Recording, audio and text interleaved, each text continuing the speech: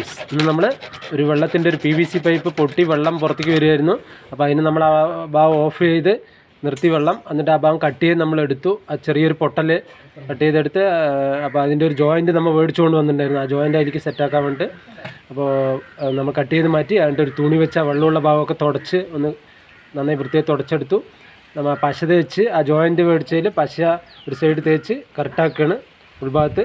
അതുപോലെ നമ്മൾ കട്ട് ചെയ്തെടുത്ത ഭാഗത്തും ആ പശ ചുറ്റും തേച്ച് കറക്റ്റാക്കി, എന്നിട്ട് ആ ഒരു സൈഡ് ആ ജോയിൻ്റ് അതിലേക്ക് നമ്മൾ കറക്റ്റ് ചെയ്യണം. അത് കറക്റ്റ് ചെയ്ത് അതുപോലെ അതിൻ്റെ ഈ സൈഡിലും അതുപോലെ പശ നമ്മൾ തേച്ച് കറക്റ്റാക്കുകയാണ്. ഈ സൈഡും നമ്മൾ തേച്ചു. അതുപോലെ നമ്മൾ കട്ട് ചെയ്ത ഭാഗത്തും ആ പൈപ്പിൽ കുറച്ച് പശ തേച്ച് കറക്റ്റാക്കി ചുറ്റുഭാഗത്തും തേച്ച് അതിന് കറക്റ്റായി തേച്ചു. ഇനി നമ്മൾ ആ ജോയിൻ്റ് രണ്ടും കൂടി കണക്റ്റാക്കി അതിന് രണ്ട് ഭാഗവും